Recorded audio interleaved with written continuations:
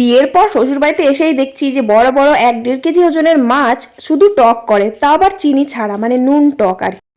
বিয়ের প্রথম প্রথম আমি তো দেখে অবাক হয়ে যেতাম, 1-1.5 কেজি ওজনের মাছ ঝোল ঝাল না খেয়ে টক কেন খায়। তো খেতে খেতে না আমিও শিখে গেছি। আজকেও তাই, আজকে একটা বড় দেখে 1.5 কেজি ওজনের সিলভার কাপ মাছ এনেছে, আর একটা ছোট রুই মাছ এনেছে শুধুমাত্র বাবার জন্য। আমি কিন্তু মাছের টক খাওয়াটা বদলে দিয়েছি, মাছের টকের জায়গায় মাছের ঝাল ঝোল খাওয়া সবাইকে শিখিয়ে দিয়েছি।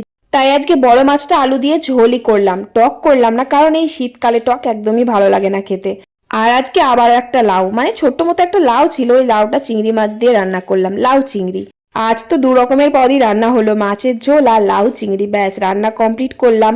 তারপর মোটর চালিয়ে ট্যাঙ্কিটাকে ভর্তি করে নিলাম, দিয়ে রান্নাঘর পরিষ্কার করে কড়াই মেজে আমি উপরে এসে, একটু ঝুল হয়েছিল বাইরেটা, ঝুলটা ছেড়ে নিয়ে জামা কাপড় কেচে চান টান করে খেতে বসলাম। আর মিনি ব্লগ তোমাদের ভালো লাগলে একটা লাইক আর কমেন্ট করো। বাই।